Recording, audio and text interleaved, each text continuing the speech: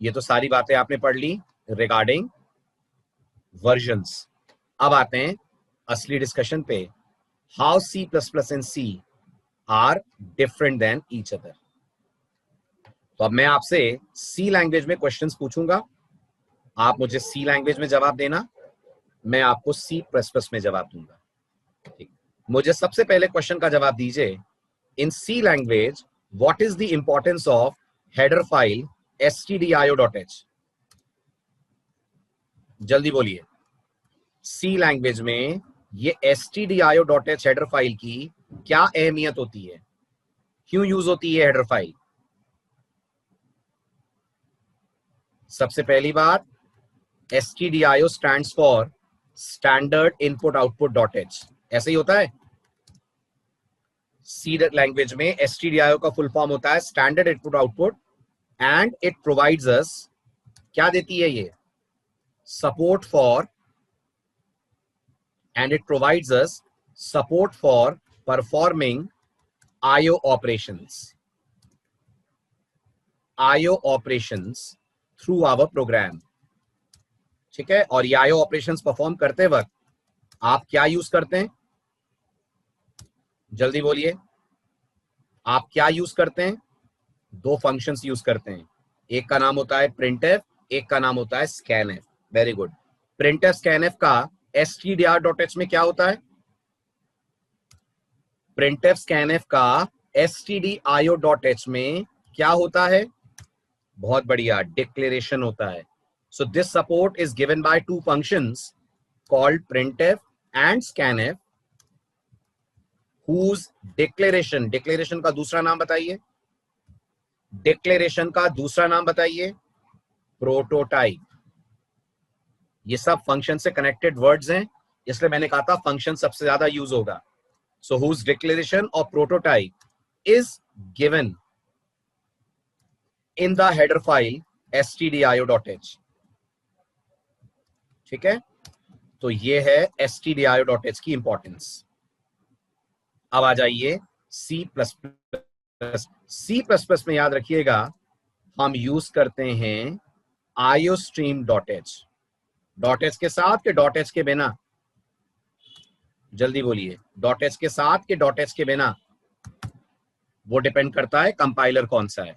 दोनों बातें होंगी ना चंद्रकांत, वो डिपेंड करता है कंपाइलर कौन सा है ना। अगर हम कंपाइलर क्लासिक यूज कर रहे हैं, टर्बो यूज कर रहे हैं, तो .h के साथ। अगर मॉडर्न यूज कर रहे हैं तो .h के बिना। हाँ, अभी के लिए .h के साथ, क्योंकि अभी हम लोग क्लासिक C++ पे बात कर रहे हैं। तो number 1 uses iostream instead of stdio.h। और iostream का फुल फॉर्म आप इजीली गेस कर सकते हैं। iostream का फुल फॉर्म है input output stream, that is a full form.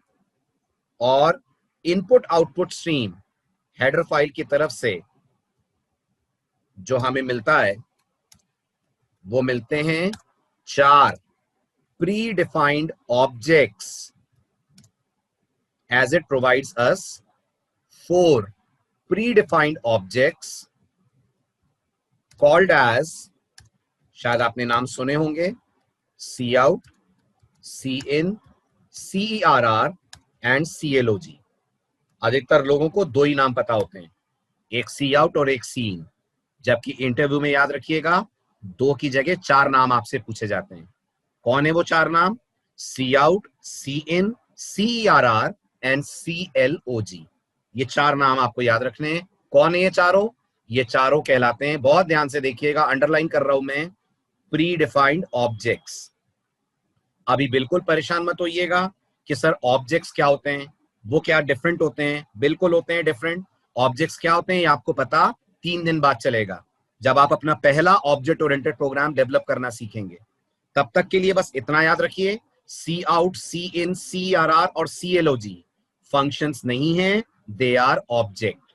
सबसे बड़ी गलती जो बिगनर्स करते हुए मैंने देखा है बिगनर्स को, वो यही सोचते हैं कि printf scanf की तरह ये चारों भी फंक्शन है। ये फंक्शन नहीं है, और आप जब इनका सिंटेक्स देखेंगे तो आपको मेरी बात और अच्छे से समझ में आएगी। फंक्शन की पहचान होती है कुछ, बता रहा हूं निधि, बता रहा हूं स्ट्रीम क्या है। सबसे पहले बताइए, फंक्शन की कुछ पहचान होती है? यस, फंक्शन की पहचान होती है पैरेंथेसिस। और आप देखेंगे सी आउट सीन इन सब के साथ कोई पैरेंथेसिस नहीं लगा होगा, राइट? क्योंकि पैरेंथेसिस नहीं है, they are not at all called as function. अब निधि का डाउट है स्ट्रीम का मतलब क्या होता है, तो गौर से सुनिए स्ट्रीम का मतलब क्या होता है। स्ट्रीम का मतलब होता है flow of data, that is the meaning of the word stream. आपने कई बार इंग्लिश में रिवर स्ट्रीम वर्ड सुना होगा। रिवर स्ट्रीम का मतलब पानी का बहाव, रिवर स्ट्रीम का मतलब होता है पानी का बहाव। प्रोग्रामिंग में स्ट्रीम का मतलब होता है डेटा का फ्लो। अब अगर डेटा का फ्लो आपके प्रोग्राम से बाहर की तरफ जा रहा है तो वो कहलाता है आउटपुट स्ट्रीम, और अगर डेटा का फ्लो बाहर से आपके प्रोग्राम की तरफ आ रहा है तो वो कहलाता है इनपुट स्ट्रीम।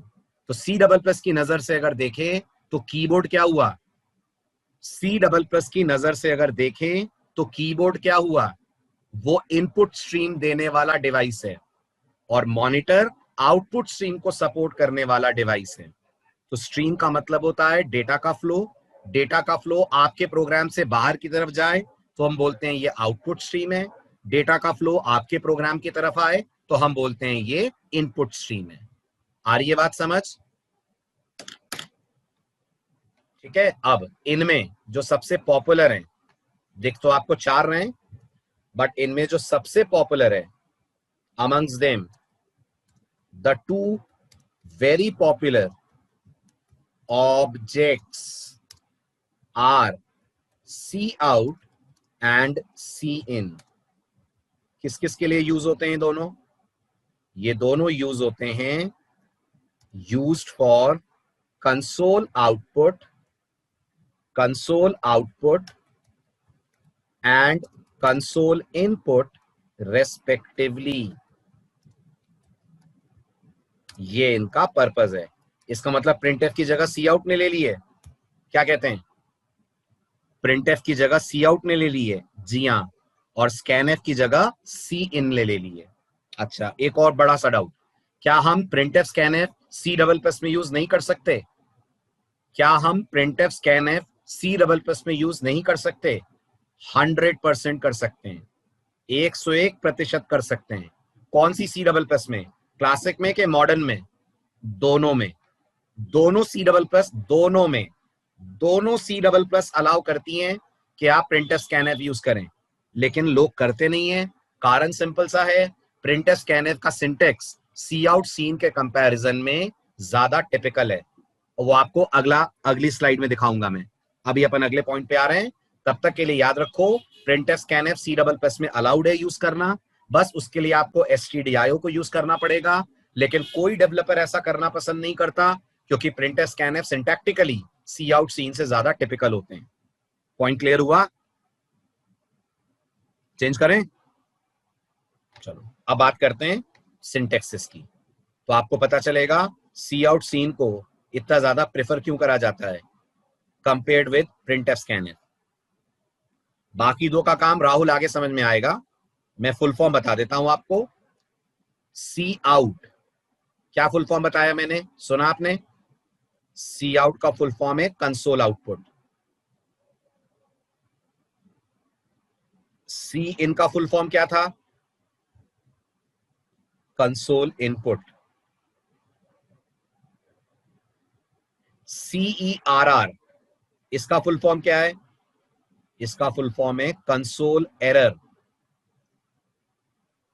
और CLOG का फुल फॉर्म क्या है? इसका फुल फॉर्म है कंसोल लॉगिंग।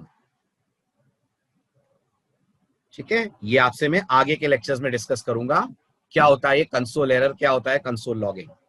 यस निधि, कंसोल का मतलब है जहां आउटपुट आता है, जो ब्लैक कलर की विंडो होती है ना जिसपे आउटपुट दिखता है। देखिए विंडो आपने सी में, प्रोग्राम रन करते हैं तो आउटपुट ब्लैक कलर की विंडो पे ही आता है ना, यस और नो? हाँ, वही ब्लैक कलर वाली विंडो जहां प्रोग्राम का आपको आउटपुट दिखता है, उसी को यहां कंसोल बोल रहे हैं। सी लैंग्वेज में भी आप उसको कंसोल बोलते हैं, हर जगह आप उसको कंसोल ही बोलते हैं। ठीक है, चलो आगे। चलिए अब आ जाइए सिंटेक्सिस पे। तो आप मेरे को सी के सिंटेक्स बताएंगे, मैं फिर आपको सी डबल प्लस के बताता हूं। तो पॉइंट नंबर 3, सी लैंग्वेज में मुझे बताइए, हमें अगर स्क्रीन पे हेलो प्रिंट करना है तो हम कैसे प्रिंट करेंगे? How will you print hello on screen? बल्कि ऑन कंसोल बोलना चाहिए। कैसे करोगे सी में? जवाब दो। शाबाश। सी में आप लिखोगे प्रिंटफ डबल कोट्स के अंदर हेलो। ये सी लैंग्वेज का स्टाइल है हेलो प्रिंट करने का। अगर मैं आपसे पूछता हूं सी डबल प्लस में हेलो कैसे लिखा जाएगा? Same question I am asking in C plus plus. How will you write hello in C double plus? तो ध्यान से सुनिएगा, लिखने से पहले कुछ बातें करना जरूरी है। तो सी डबल प्लस में हेलो लिखने के लिए सबसे पहले तो आप यूज करेंगे अपने प्रोग्राम में सी आउट को। दूसरी बात, सी आउट के बाद आप यूज करेंगे लेस देन के 2 सिंबल, ठीक है? लेकिन आप गलती से भी किसी इंटरव्यू में इन्हें लेस देन नहीं बुलाएंगे। अगर आपने इनका नाम लेस देन ले लिया तो लोगों को लगेगा आपको बिल्कुल प्रोग्रामिंग नहीं आती है, ऊट पटांग नाम सीख के आए आप। अगर कोई पूछता है ये क्या कहलाता है, ये जो 2 लेस देन के सिंबल दिख रहे हैं, तो ये सी डबल प्लस में कहलाते हैं इंसर्शन ऑपरेटर,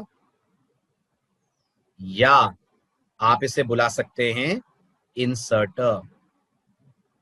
इसे सी डबल प्लस में या तो आप इंसर्शन ऑपरेटर के नाम से बुलाइए या बुलाइए इंसर्टर। और इसको लिखते कैसे हैं?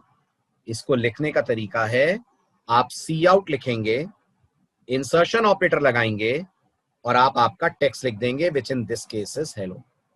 क्या होगा ऐसे सी आउट हेलो लिखने से? ऐसे सी आउट हेलो लिखने से ये जो हेलो है ये कहां डिस्प्ले हो जाएगा? ये डिस्प्ले हो जाएगा आपकी कंसोल विंडो पे। अगर मैं मान लूं ये हमारी कंसोल विंडो है तो यहां पर हमें हेलो दिख जाएगा। अब इस नाम का मतलब ही समझिए, इसे इंसर्शन ऑपरेटर क्यों बुला रहे हैं? क्योंकि दिमाग लगाइए, जो भी आप इस सिंबल के बाद लिख रहे हैं कंपाइलर उसे कंसोल पे इंसर्ट कर दे रहा है। इंसर्ट कर दे रहा है मतलब ऐड कर दे रहा है, कंसोल के अंदर डाल दे रहा है। बिकॉज आपका दिया हुआ टेक्स्ट कंसोल के अंदर ऐड हो जा रहा है, कंसोल में इंसर्ट हो जा रहा है। That is why the name insertion operator. Is this point clear? Is this point clear to everyone? समझ आई बात? That is why this is called insertion operator. And what is cout called as? ये भी बता दीजिए। cout is again called as console output. And technically cout क्या है? Is it a function? No, it is a predefined object. अगर function होता तो इसके साथ पैरेंथेसिस आता था ना? क्या कह रहे हैं? अगर फंक्शन होता तो इसके साथ पैरेंथेसिस जरूर लगता, लेकिन वो पैरेंथेसिस तो नहीं दिख रहा है। Because cout is not a function, cout is better known as object. और सिर्फ 3 दिन का इंतजार करिए, 3 दिन बाद पता चल जाएगा आपको फंक्शन और ऑब्जेक्ट के बीच में क्या डिफरेंस है। अभी बस इतना समझ लीजिए, दोनों अलग अलग होते हैं, they are not same. So printf scanf they are function, cout cin they are object. इसलिए आपने और एक चीज नोटिस करी होगी, मैंने डिफरेंस में यहां पर प्रोटोटाइप वर्ड लिखा है। लिखा है? बताइए, प्रोटोटाइप वर्ड लिखा है? प्रोटोटाइप हमेशा किसकी होती है? प्रोटोटाइप हमेशा किसकी होती है? फंक्शंस की। यहां राइट साइड पे देखिए, मैंने प्रोटोटाइप वर्ड नहीं लिखा है, बिकॉज cout सीन फंक्शंस नहीं है, they are better known as objects, and objects don't have any kind of prototype. Is this clear to everyone?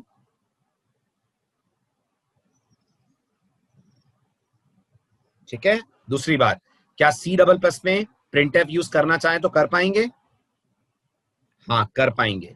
उसके लिए stdio अटैच की जाएगी? हाँ, की जाएगी।